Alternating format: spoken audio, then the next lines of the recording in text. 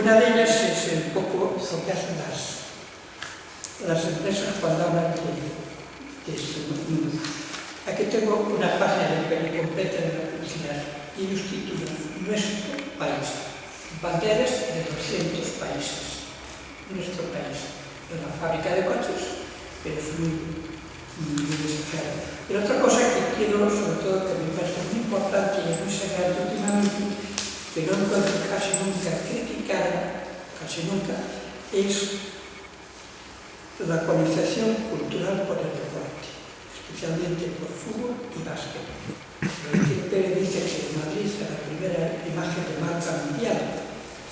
Y a mí me mandaron una vez una foto de Honduras y ahí aparecía una foto de la derecha, vosotros en esta, a la izquierda, aparece una foto donde está la bandera de España en Honduras, en la camiseta de la selección española, y está también dos botellas de limonadas, de refrescos, los dos con escudos de Barcelona, el país Guatemala y Honduras.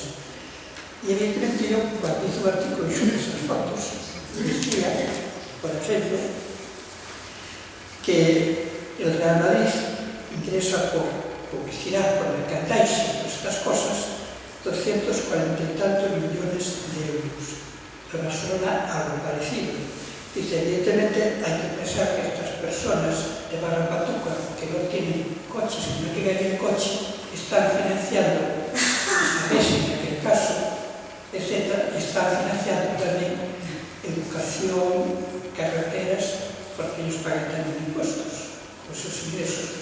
Se puede ver que más hoy comentaban en Lugo, en protección de menores, que estaban protegiendo a un niño que había traído un entrenador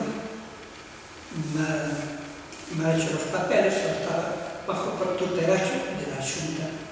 Y Lugo, evidentemente, la NBA, los equipos están teniendo, la NBA se llama granja de futuro jugador de la NBA, que pues evidentemente se quedan fuera.